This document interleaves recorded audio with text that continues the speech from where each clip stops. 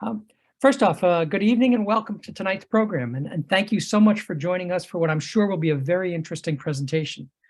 Apologies for the change in linking to this program. You know, technology provides many advantages, but it definitely threw us an unanticipated curveball in trying to get this program, which is our speaker tonight is coming to us from San Miguel de Allende in Mexico. And so we had some difficulty getting that all set. My name is Pat Phillips. I'm a board member of the Green Mountain Audubon Society, which is a chapter of Audubon, Vermont, covering Franklin, Grand Isle, and Chittenden counties.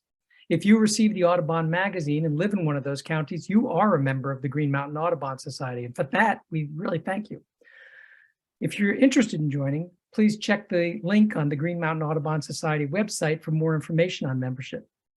This particular program and all of our programs are offered to members and the general public as part of our ongoing work to raise awareness relative to environmental issues. If you wish to support our programs and our mission to protect birds through community involvement, education, and conservation efforts, please consider visiting our website to make a donation. And many thanks to those of you who've already done so. This evening, we are very pleased to offer a very special program facilitated by a fellow board member, outstanding birder, and conservation advocate familiar to many of you, Bridget Butler. Bridget will serve as our host for tonight's program, and without further ado, I'd like to turn it over to her. So Bridget, take it away. Good evening, everybody. I am so glad that you have chosen to spend the evening with us, and I'll tell you why. Women birders hold a very special and sacred place in my heart. As my birding practice evolved and changed, I really started to look for those women who came before me. I was wondering where all the women mentors were that I hadn't heard about before. And one of the really incredible women birders here in the States, Sue Wetmore, sent me this email that was like, you got to check out this new book that just came out. It's called Woman Watching, and it's about a woman from Canada. And I hadn't heard the name Louise de Kiriline Lawrence before. And so I picked up this book on my way to Maine for a summer break where there's a lovely hammock. And that is how I spent my week's vacation, was reading this really incredible book that wove memoir and the unearthing of this story of this amazing woman. And so tonight, I am really excited to be able to introduce Merilyn Simonds, who's the author of that book. And I'm grateful that she wrote this because she's brought this story back in a way that I think is very special and very timely. And it's a great way to celebrate Women's History Month. So let me tell you a little bit about Merilyn. I'm going to read from her bio here. Merilyn Simonds started watching birds when she was 7, and she's been a writer for almost as long. Born on the Canadian prairies, she grew up in Brazil and published her first book at 29.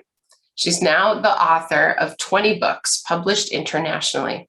She writes in a wide variety of genres, literary fiction, such as the novel The Holding, a New York Times Book Review Editor's Choice.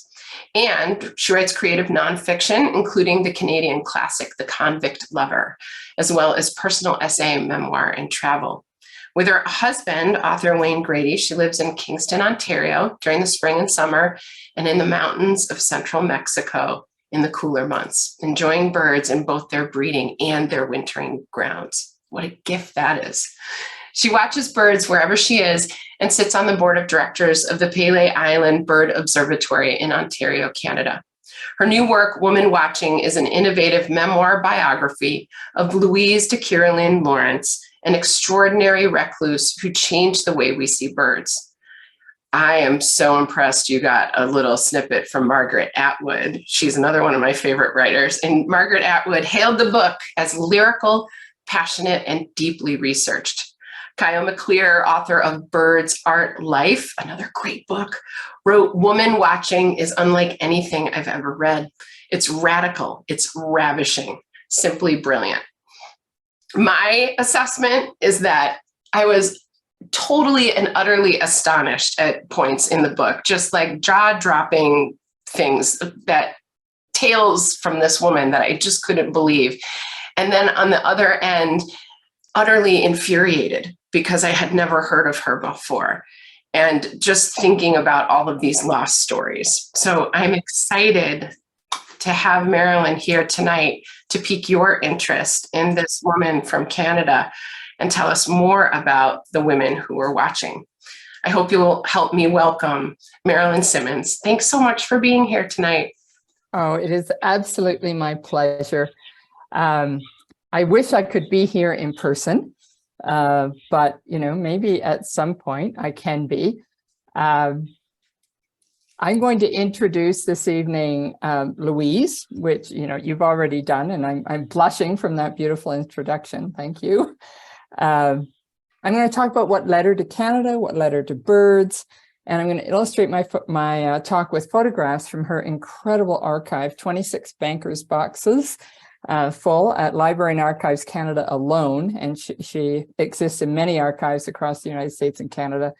I'm going to talk about some of her early landmark studies, and I'm going to do a little reading from the book, which, oh God, I'm so bad at this. There, okay, from the book, followed by one of her landmark studies, which was on population decline in warblers, which earned her the nickname Canada's Rachel Carson, and I'll explain that. And I'm also going to include a brief introduction to other women watchers who made their marks as amateur and professional ornithologists. And after that, I will be very happy to answer your questions. I hope you'll make note of them, stick them in the chat.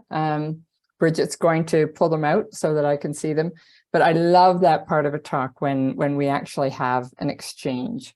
So I'm going to put up the slides now. So this takes, 30 seconds or so. So just, get yourself a coffee, have a pee break, but don't take too long. Okay, here we go. I don't know if you can still hear me while I do this. Maybe.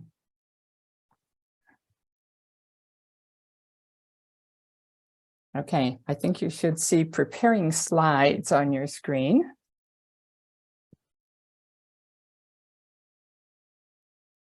Now, this is always the nervous moment. Ah, there they are. And here I am. I'm still here. Hi. And I can see some of you, and I can't tell you how great that is when you're doing a presentation like this to, see some human faces instead of just a blank screen. So exactly 90 years ago, this spring, yes, okay, this is the right one. I'm always worried I'm going to get the wrong version. This is the right version. 90 years ago this spring, Louise bought a piece of wilderness in Northern Ontario, and she hired two Finnish men, to build her a 3-room log cabin on the shores of Pimisi Bay. So where is Pimisi Bay, you might ask? And so I have this cute little map here. Oh, I don't want to be in front of the word Vermont. See, Vermont is exactly beside me. This is a map of the Algonquin to Adirondacks Trail. And in the upper left-hand side of the screen, you'll see Algonquin Park. And you also see the word Mattawa. And she lived just to the west of Mattawa. And then you go down to that big pink blob just above my head, and that's the Adirondack Mountains, and you in Vermont are right beside it. So that kind of positions you according to where she lives. And I live in Kingston, which is, oh goodness, no, I can't. I'm too dyslexic to do that. Anyway, I can't do that. It's right in the at the corner of Lake Ontario there. So that shows you where you are in relation to her. And this is a map that she made of where she lives. And so you can see Algonquin Park right there to the left of me. When I lived up there, I lived just on the corner of Algonquin Park, just kind of between the squirrel and the A. And she lived where the arrow is. So there's an arrow pointing to Pimisi Bay, which is halfway between the village of Mattawa and the town of North Bay in Northern Ontario. So that kind of orients you to where she ended up. But it was quite a strange road that brought Louise to that log cabin on Pimisi Bay. She was born into Swedish aristocracy. Her father was Chamberlain of the court of Gustav V, and her godmother was Queen Alexandrine of Denmark. She was raised on a vast family estate on the Baltic Sea called Svenskund. It was a mecca for conservationists. Her father and her friends actually created the world's second conservation area on the island of Carson in the Baltic Sea. Yellowstone National Park was the first in the world, and Carson Island was the second. And they bought all the land and made it a conservation area in order to preserve the razor-billed ox, which are becoming extinct because of egg collecting. Louise was really close to her father. She helped him set up feeding stations outside their dining room window every fall. He took her on his bird watching rambles. He taught her the names of the birds and their calls. And she'd curl up on the bearskin rug at his feet and listen to conversations with all the great Swedish naturalists and nature painters of the day who came to visit. So Louise was the eldest of two daughters. That's Louise and her sister in the middle. And she fully expected to inherit Svenskund. In fact, the summer she was 17, she stayed alone with her father, learning to manage the estate. But shortly after that, her father died suddenly and the estate had to be sold for debts. And she was forced to move with her mother into a small apartment in the city of Stockholm. So in 1912, Louise debuted at the court of King Gustav, but she was a really headstrong young woman. I mean, I love the contrast between those two pictures. She was highly principled, and when the First World War erupted 2 years after her debut, she turned her back on privilege and trained as a Red Cross nurse, and she was posted to a Russian POW camp on the Danish border, and there she fell in love with a white Russian officer named Gleb Kiriline Nikolaevich. So Louise and Gleb married, and they're right above me there. That's her wedding picture on the left. I love her shawl. In fact, I just bought an antique shawl that looks an awful lot like that. I bet that's why I did it. So Louise and Gleb married, and then Louise followed him to Archangel. I don't know if you know your sort of Arctic geography, but Archangel is in Russia, just inside the edge of the Arctic Circle. And that's where the White Russians were fighting the Bolsheviks in the last days of the Russian Civil War. The White Russians, as we know, were defeated. And in February of 1920, Louise and Gleb, along with 1,000 sleigh loads of soldiers and refugees, raced west through unbelievable blizzards in an attempt to reach the Finnish border. And if you've seen the movie Dr. Zhivago, they could have been in it. They didn't make it. Louise and Gleb were captured and sent to a Bolshevik prison in Moscow, and Gleb disappeared. Louise was released. She stayed on in Russia for 4 more years, working with the Red Cross in the famines in the Volga, the post-war famines, searching in vain for any kind of news of her husband. So Gleb and Louise had dreamed of emigrating to Canada because Canada is so much like Russia and Sweden, sort of Russia and Sweden without the bad politics. In 1926, Louise gave up on finding Gleb and she emigrated by herself. And she landed in Bonfield, Ontario, which is right on the northern edge of Algonquin Park. And there she set up one of the first Red Cross outpost hospitals. This was a new experiment in delivering healthcare. The community provided a house that became the clinic, and the Red Cross provided a Red Cross nurse and who worked with a local doctor, and the healthcare was free. So Louise's territory stretched over 2,500 square kilometers and included 2,000 school children and their families scattered all over that area. She visited them in summer by her Model T Ford, which is there on the left, named Henrietta. And in winter, she bought sled dogs. She trained the sled dogs, and I'll get out of the way. And she visited her patients by dog sled, which kind of endeared her to the local people. She got this job in Bonfield because Bonfield is a Francophone community. It still is today. And as an aristocrat, she grew up speaking 5 languages: Swedish, Danish, Russian, English, and French. So she was a fluent French speaker too.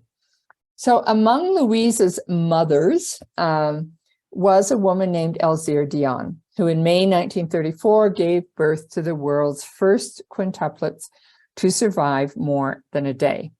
And so Louise became the nurse in charge of the Dion quintuplets. I know. So this is like her third life, right? The rest of us, kind of lived one. She lived all these lives.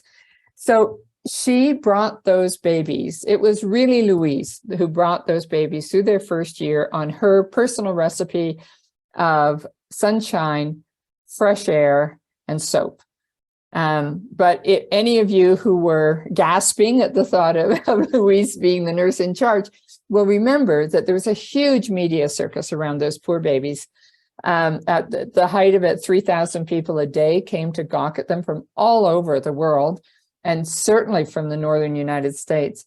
And the media circus was just insane, and she couldn't bear it. And so she left after the first year. She thought the babies should be returned to their family after the first year because they had the same chance of survival then as any child.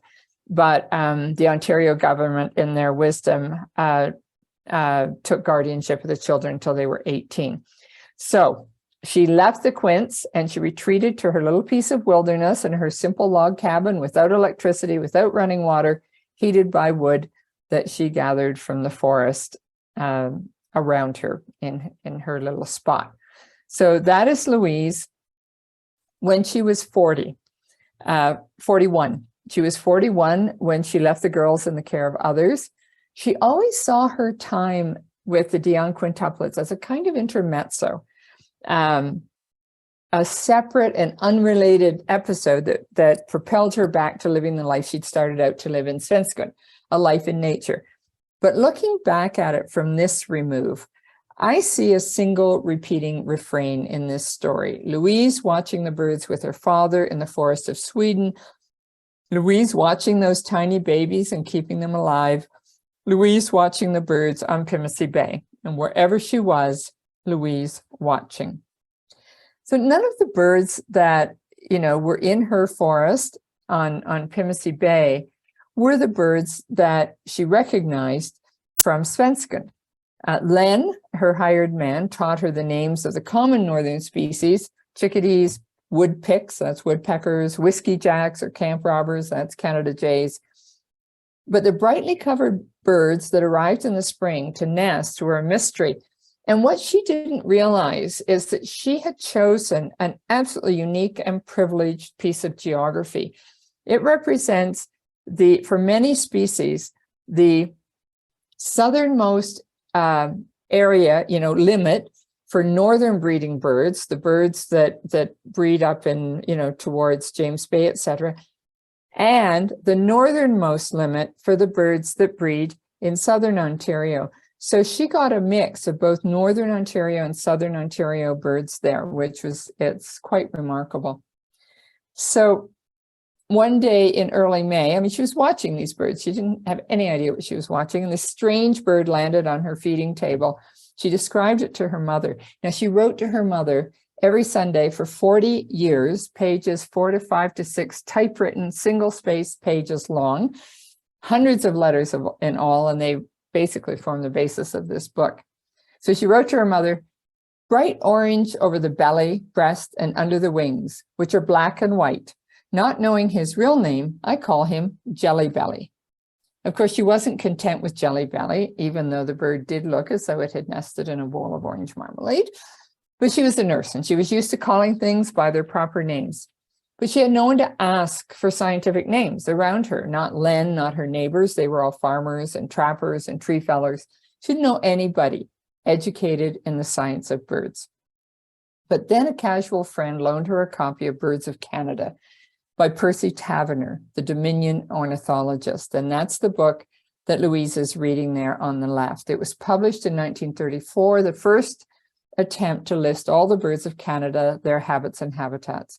A terrific resource, but too big to carry into the woods. So she bought the pocket guide, Eastern North America, the two guides, one by Frank Chapman and one by Chester Reed, which were the standard in the 30s. And with these three books, Louise's life took a new turn.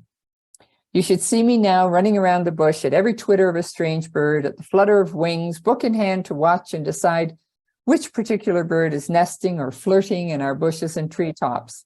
The jelly belly I wrote about last time is, and I'm guessing a bunch of you know what this is, a Baltimore oriole.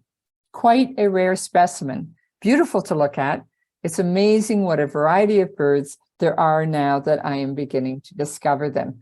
And anybody who's gotten into bird watching, they know that moment of suddenly being able to identify the winged creatures that are sharing the environment.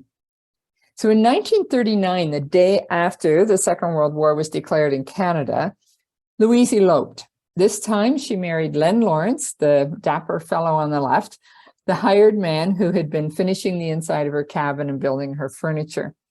Immediately, Len enlisted in the army and was sent overseas.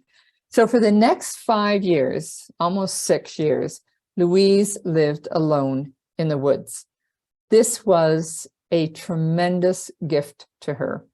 I think her life and her contributions would have ended up very differently if she hadn't had that time alone, which I think is probably true of an awful lot of women. We won't go there.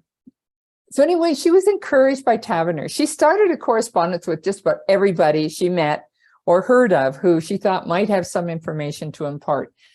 And he encouraged her to start a daily bird walk at dawn, making note of the species she saw and heard. But eventually she wrote to and asked him how she could learn more, how she could contribute more. And he said, take up banding, because you never know a bird until you've held it in your hand. So in 1942, and this is a sketch of her the first very primitive drop trap that she made. In 1942, she built herself a simple flat trap and caught her first bird, a blue jay. And for the next 17 years, 1942 to 1959, she operated the most northerly banding station in Eastern North America. She banded 2,628 individual birds representing 50 species. And that's not a huge number of birds, as those of you who are into banding know, but she used, and very few of her birds were found, I think only 8, but she used banding very strongly in her bird studies to tell male from female, the birds of one territory from the birds of another territory. So it was a wonderful thing that Taverner did, and it upped her knowledge, her understanding, and the tools that she had for her studies. So her first study was a nest watch of a pair of Canada jays. Now, these birds, you probably know, are very gregarious in summer, and you may call them gray jays, I guess. We call them Canada jays. But these birds are very private during nesting, which happens deep in the boreal forest right now. They start building their nests in February, and they are nesting through March and early April. For 5 days, she watched this pair sitting on their eggs, stacked like a double duvet, a behavior that had never before been recorded. There had never been a nest watch of these birds because of where they nest. But for her, it was a 4-kilometer walk from her log cabin across the river and into the boreal forest. Almost nothing was known at the time about Canada geese, but also about many of the birds that she studied. It's hard for us to believe in this age of Google, etc., how little was known about certain birds. But this study made her name known in ornithological circles for sure. So she followed the Canada jay study with a comparative study of the nesting behavior of chestnut-sided and Nashville warblers. And this study was published in the AUK, the official publication, as you know, of the American Society of Ornithologists. These drawings are her drawings, as was the one prior. Louise observed both of these birds through nest building, incubation, hatching, until the baby birds fledged and left the nest. She noticed that she noted everything. And one of the most curious things she noted about these birds that I found really interesting was that The Nashville warbler female always faced south when she sat on her eggs, and she always headed east when she left the nest. Regardless of where that bird took her break, she always returned from the east too, which, small point, but I found it really fascinating. So Louise could have been a life lister, always on the lookout for new species. There were certainly lots of species to be found. But instead of breadth, she chose depth. She'd been reading about the different ways of learning about bird life and noticed that there were very few regional studies conducted over a period of years. So this became her focus. With that in mind, so this shows some of her first bird notes. The notes on birds around our home she started in 1940. Up above are some of her nesting cards and her, just a minute, I have to look a little closer. Oh yeah, that's her species card and her banding card, right? So it's got all the banding information on it. And this was right above me is her first set of notes, which are very, very sentimental. It was Taverner who taught her to write in a clear, concise way. And this is one of her bird song notebooks. So with that in mind, that she wanted to do a longitudinal study, she mapped her property according to where each species nested and fed. But sometimes she was watching up to 65 nests at a time. She began making notes on the red-eyed vireo, which is here, in 1940, almost, just a few months after she started watching birds. She did a short nesting study in 1945, and in 1949, she decided to concentrate on that species. Now, at the time of her study, other observers reported that both parents incubated the eggs. And that intrigued her because over the course of several years, she'd watched 9 nests, over 100 hours of watching, and she had never yet seen a male on the nest. The pattern she did observe was always the same. When the female settled on to her eggs, the male would withdraw like a 19th century father, and he'd travel alone through his song area, singing and feeding. And let me see, I just want to go back for a minute. So you see this map above my head.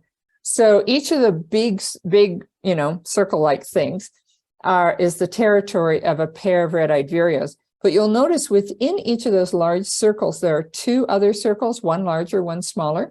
The larger one is the song area, and the smaller one is the nesting area. No one had ever noted this before. No one had ever done a life history of the red-eyed vireo. So she discovered that there were these 2 areas, and each kept quite strongly to their area.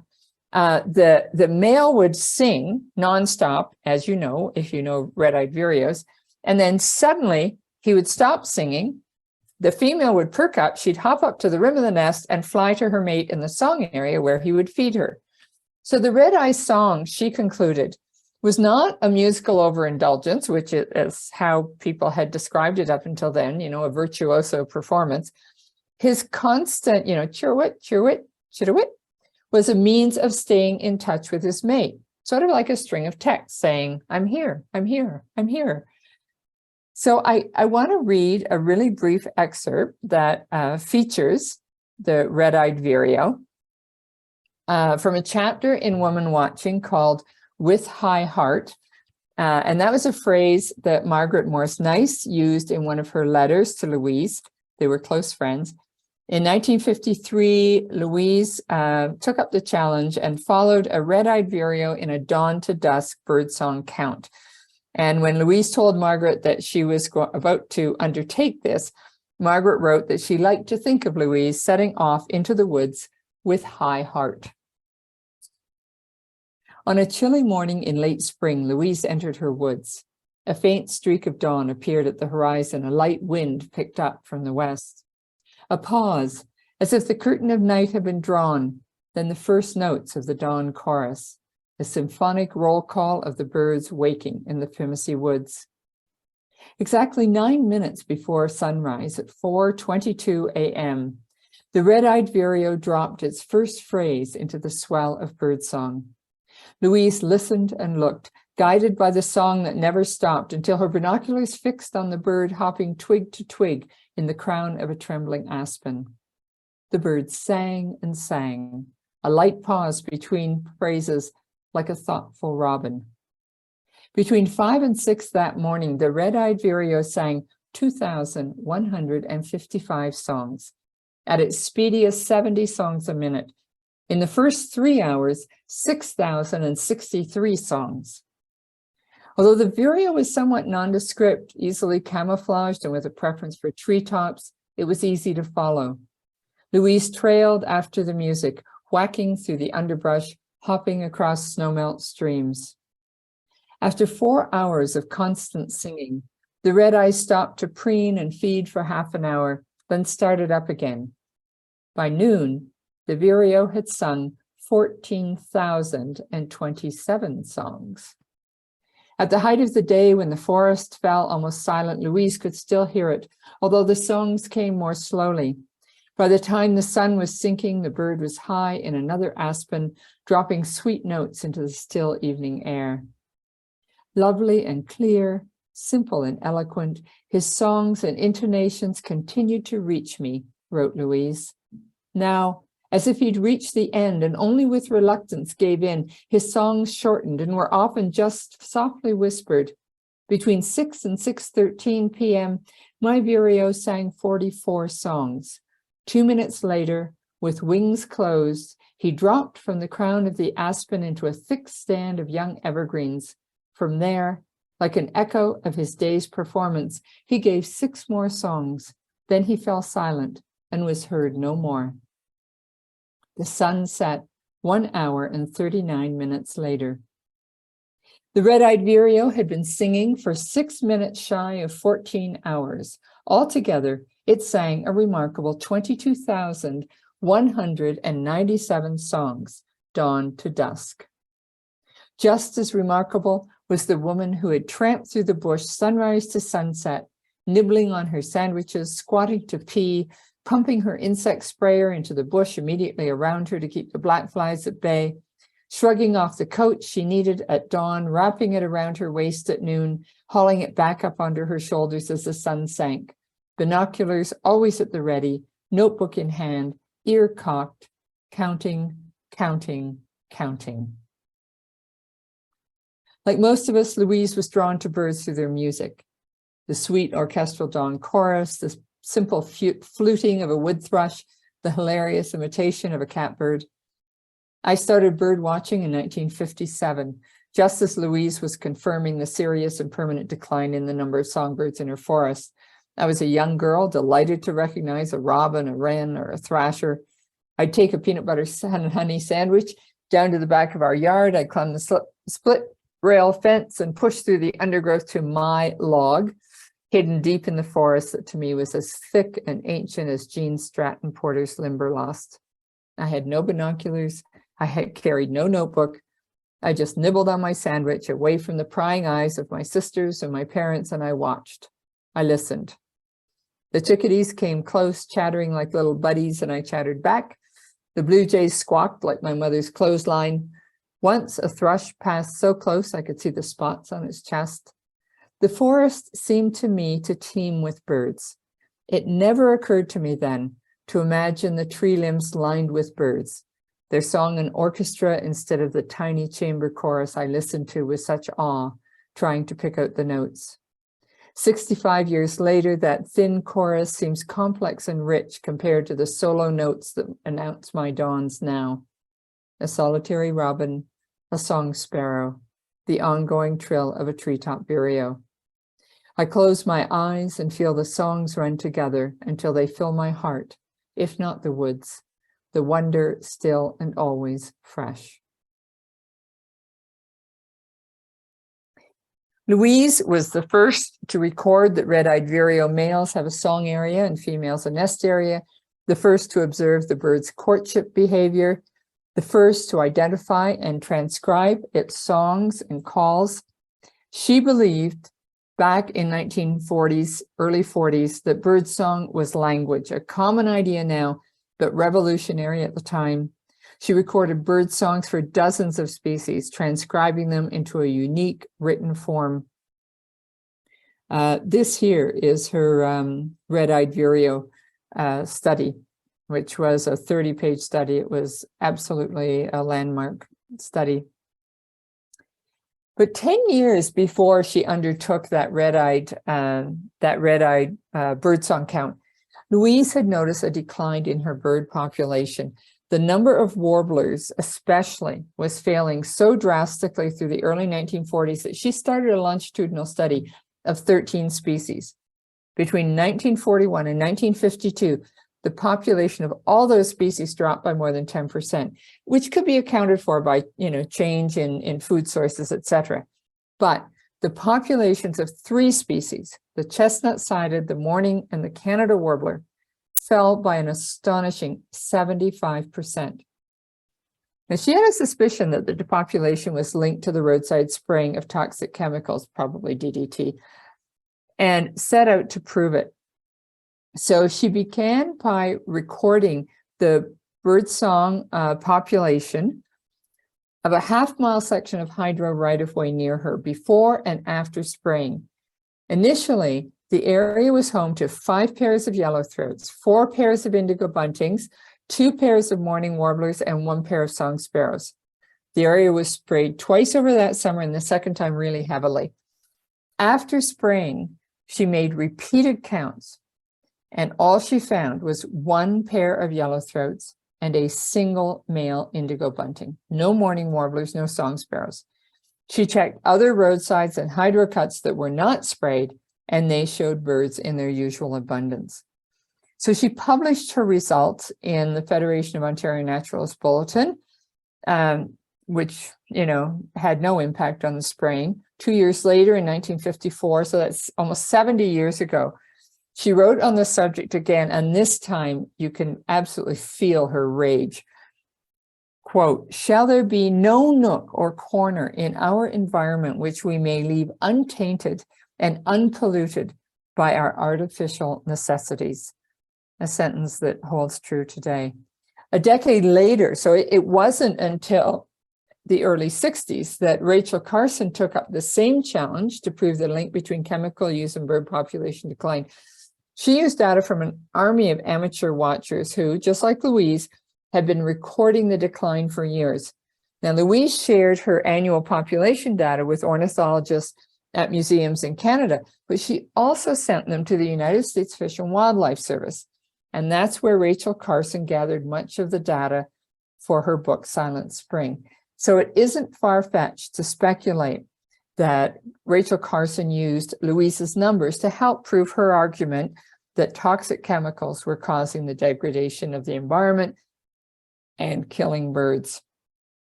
Something we know all too well today. We've all seen the recent report that we've lost 3 billion birds in the last since 1970, and who knows how many since 1940 when Louise started, and who knows how many again since the mid to late 1800s when Thoreau, etc., were counting the birds.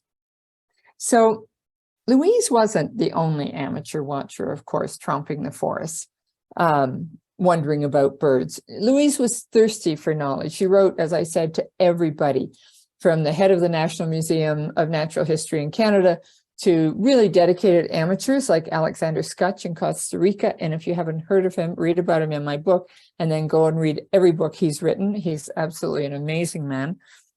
But especially important to her were the female watchers that were working across North America. And these were introduced to her by Margaret Morse Nice, who is still one of North America's most famous female ornithologists, and she was Louise's closest friends. They were essential supports for each other as they both were struggling to balance domesticity and science, and they had a wonderful, rich correspondence, some of which I quote in the book.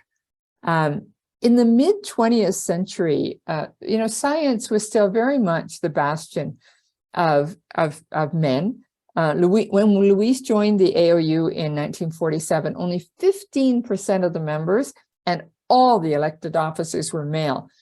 And the highest rung then, as now, on the AOU ladder is to be elected a fellow. But one woman at the time said very wryly, it's hard for a woman to be a fellow. It took 4 years, for instance, for Margaret Morris Nice to be voted to become a fellow. And she was still the only female fellow in the organization when Louise joined a decade later.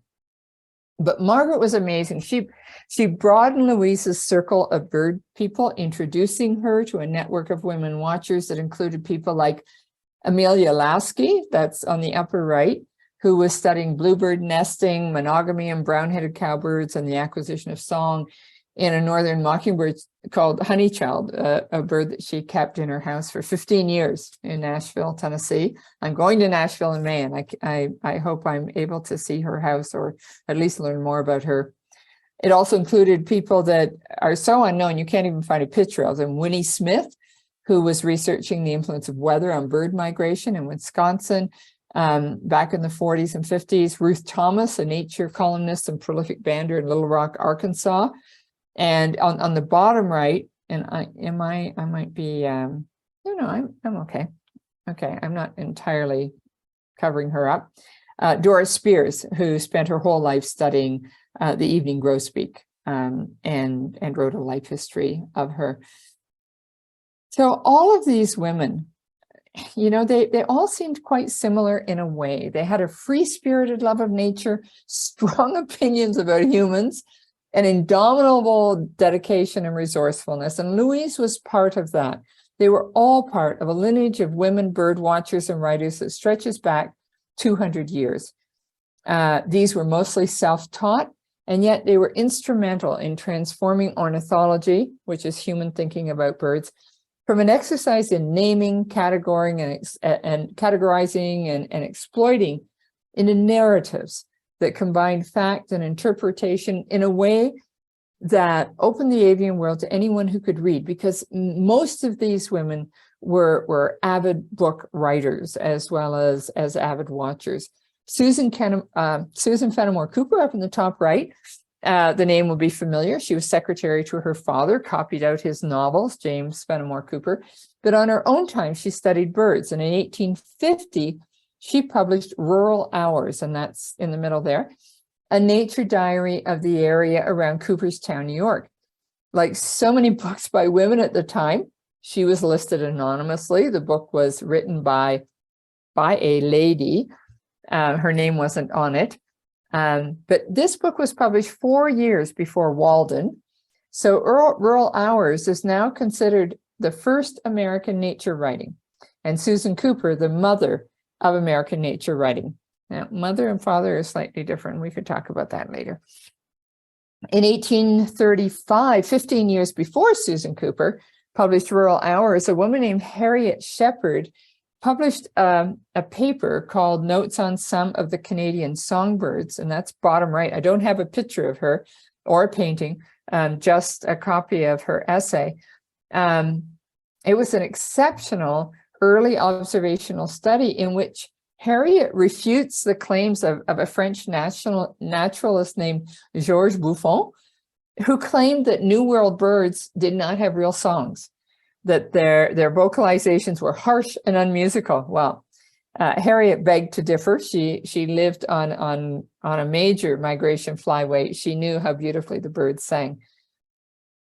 Florence Miriam Bailey on the bottom left was aghast at the slaughter of birds for women's hats. Some 5 million birds were slaughtered every year to make hats.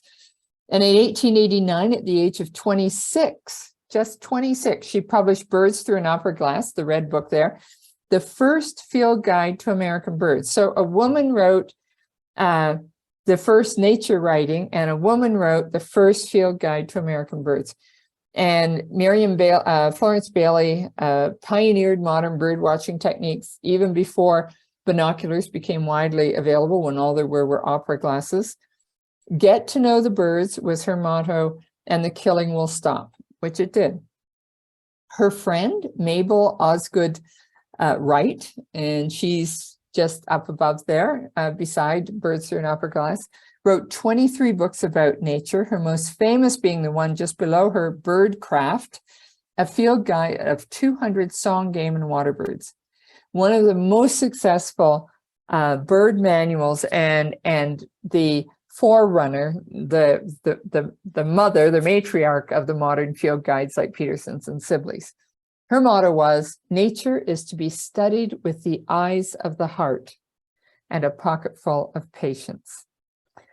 Some of you may have visited the Birdcraft Sanctuary in Fairfield, Connecticut. It's not that far away from you, very far from me.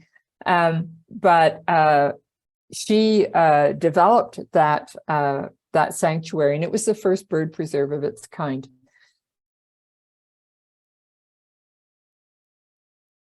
And so Olive Thorne, who wrote 11 books about birds, they became the first women elected to membership of the AOU, which was really something. And the other woman that I included here is Althea Sherman, you very much may have heard of, a reclusive, obsessive woman, so much like Louise. She died just as Louise becoming a noted watcher, so they never met. Although the connection between them was Margaret Nice, because Althea was kind of a mentor to Margaret Nice in the early years, and Margaret Nice was another 10 years older than Louise, so she was a mentor to her. So there is this amazing linkage between the women. Althea's incredible. She had planned a round the world trip for years, but then when World War I erupted, she had to abort, and she came home and she hired carpenters to build her structure. And I show a picture of it there, the size of a small bedroom and as tall as a 3-story house. And inside, a square wooden chimney came down 14 feet. And there was a winding staircase around the chimney with windows periodically and little benches where Althea would watch day and night, recording everything she saw and heard. By the time she ended her 40-year study of chimney swifts, her observation filled 400 pages. She published 70 articles. She always meant to write a book because her research upended most of the assumptions about chimney swifts. She never did write a book, but her work still stands today. So that's, her work was mostly, again, in the 30s. So that is coming close to 100 years. And her work still represents the most extensive study of chimney swifts ever undertaken, and most of her conclusions have not been upended, which is also kind of amazing. So Louise, of course, was driven by curiosity. She collected nests and birds. You can see some of the nests on the left and the skin on the right are both birds that she collected on the highway. She kept her data, she kept notes, she sent them everywhere she could. But what drove her was not any sort of fame, and certainly not fortune. But what drove her was curiosity. Why did chickadees sing so lustily in January, far outside their breeding season? Why did small birds nest within a stone's throw of the nests of merlins, one of their deadliest predators? What was the reproduction cycle of red crossbills that nobody knew anything about because they bred so far north? And what was the yellow-bellied sapsucker saying when it pointed its bill and turned its head side to side? Well, this kind of species-specific ritual really fascinated her. These rituals that birds developed over their 150 million years on Earth compared to our 10,000. And she included these in her monograph on woodpeckers. And I show one of her illustrations in the middle there. One of the things that interested her most was their ritualized way of dealing with social aggression, what she called harmonious association. So these drawings show that first they sit stock still, they fan their tails and they spread their wings, and they point their bills up in the air and they move them side to side or figure eights. And then if the aggression continues, then they open their wings wider to show the white interior, and their tails fan more widely so that they almost look like an alabaster statue. In the final standoff, the two birds will not attack each other. They'll take off through the woods in opposite directions, zipping among the trees, burning off their aggression instead of reaching for a gun. So I'm fascinated by that observation, and I've seen it in other species. I think she was right on the money. However, there was no money in scientific studies. She supported herself by writing popular articles based on what she learned from her studies, and she taught herself to draw and illustrate her articles to earn a little more. The one on the far left, that's her drawing of a Merlin. Over the years, she also was working on shaping her observations into narratives that became books. The Log House Nest in 1945, The Lovely and the Wild on the far left there, which won the John Burroughs Medal. She was the first Canadian woman to be awarded the prize and only the fourth woman to win it in the history of the prize up until then. Rachel Carson won it for Silent Spring in 1965, and Louise won it in 1969 for The Lovely and the Wild. She continued to watch birds through her 80s and continued to write. She published Another Winter, Another Spring, which was the story of her Russian years. When she was 83, she published To Whom the Wilderness Speaks in 86. The year she turned 90, she published her last scientific article, a really poignant description of the mating cycle of the downy woodpecker for Living Bird Quarterly. And the following year, at 91, she published her last bird story in Audubon, as a magazine that had been publishing her for 40 years. And she still stands actually as the most prolific contributor to Audubon magazine. Altogether, 6 books and almost 100 articles for scientific and popular journals. Well, even at 95, even after she stopped writing and publishing, she continued her daily dawn bird walk, keeping notes on arrival and departure dates, nesting, migration, all the bird life that fascinated her. I know of no occupation so fulfilling as that of becoming a watcher, Louise wrote. The observing self is pushed into the background and obliterated except for a cramped leg or an aching muscle, all senses focused upon the amazing events constantly taking place. So as I mentioned at the beginning, I knew Louise. We both lived in our separate patches of woods that were, sort of a connecting canopy between our houses. The last time I was at her log house, we stood looking out the big windows with a view of the trees.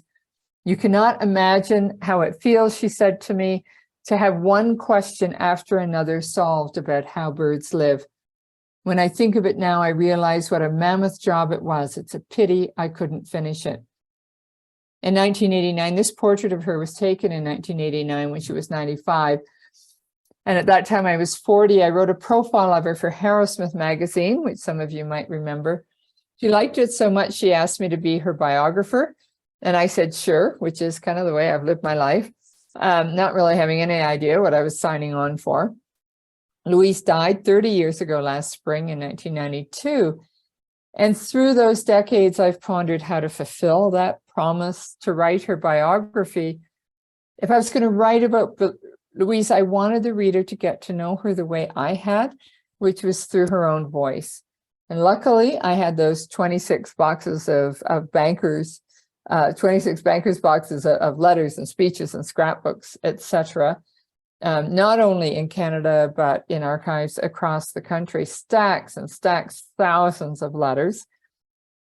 And as I sorted through all that material, I realized that what I wanted to do was to share the process with the reader. I wanted the reader to go with me into the reading room at Library and Archives Canada, into the bird vaults at the Royal Ontario Museum, where I was surrounded with, thousands upon thousands of dead birds.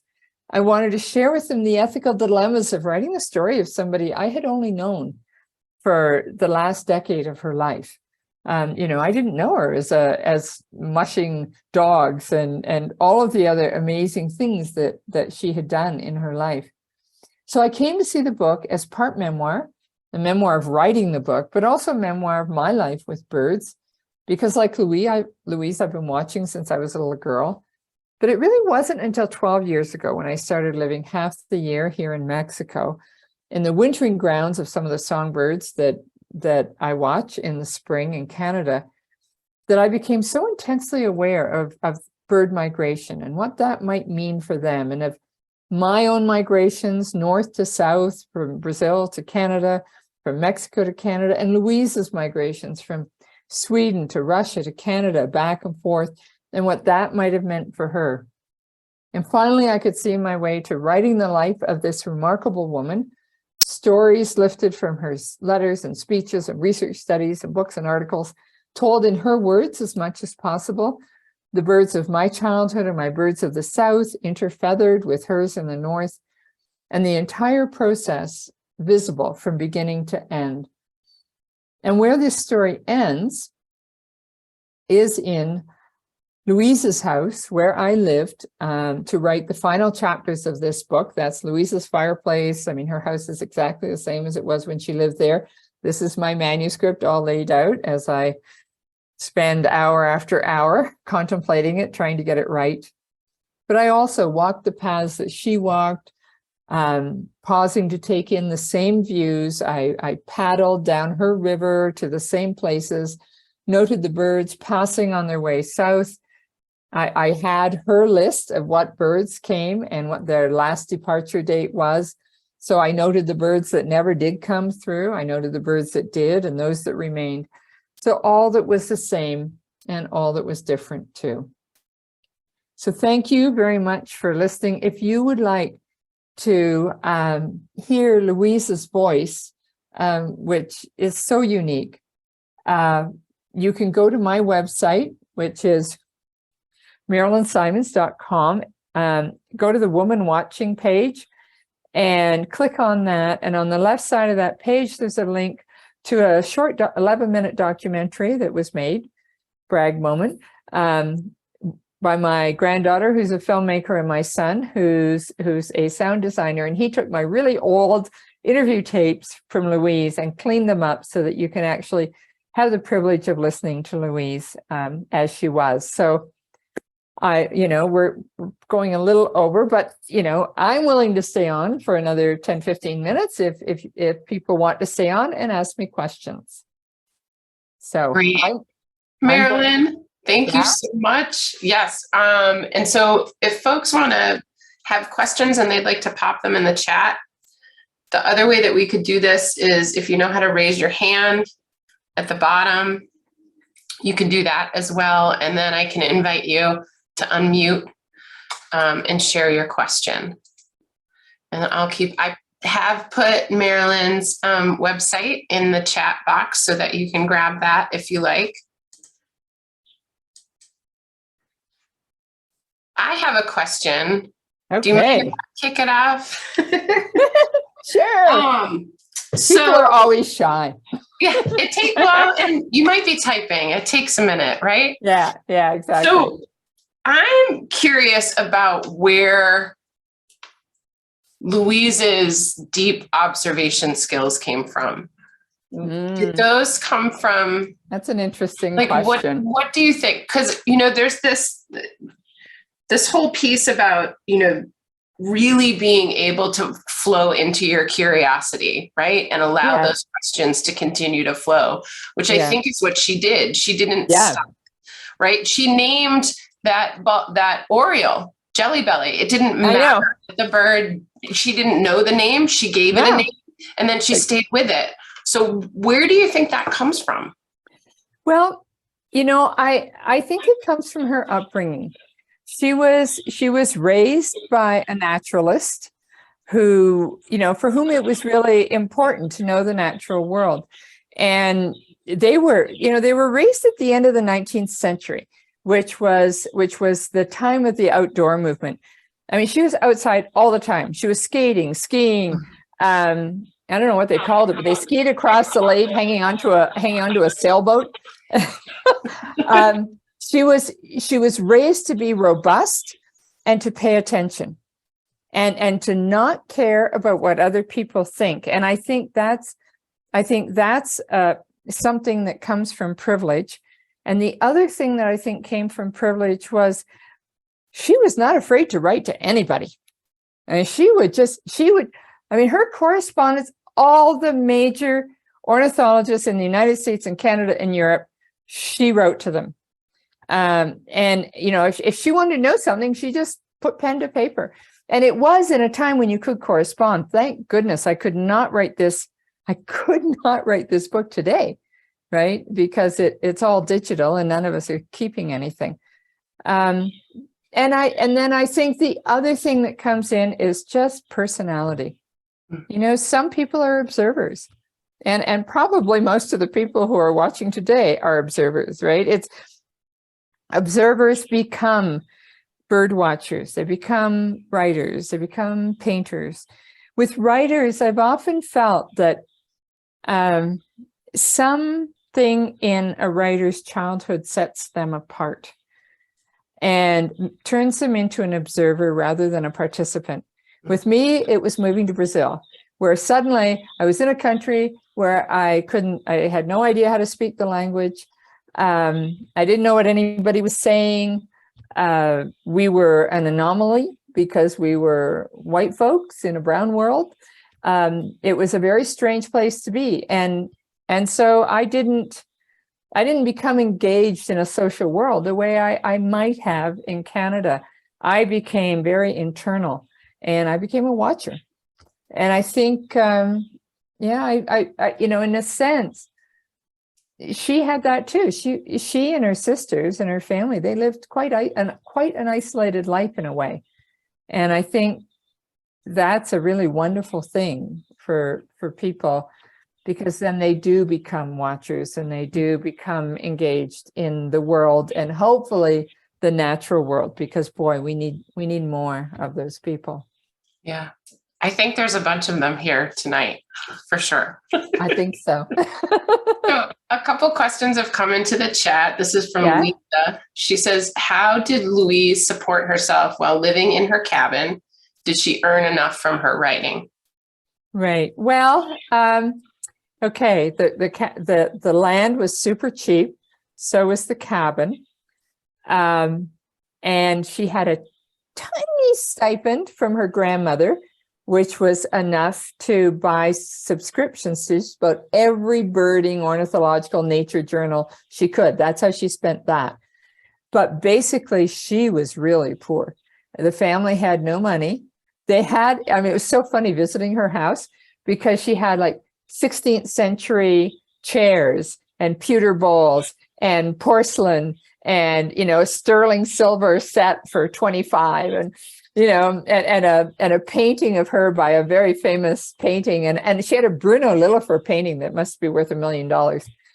But she had no money, you know, she had no coin. At first, she raised chickens. When she first left the Quince, she had some savings.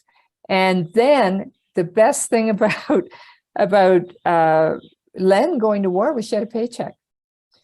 So for those 6 years, she had an army paycheck, which made all the difference in the world. And then when he came back, he worked the way a lot of people in Northern Ontario work, which, you know, he plowed the roads in the winter, he graded the roads in the summer, you know, he did odd jobs for people, carpentry here, a little, you know, he could do just about anything.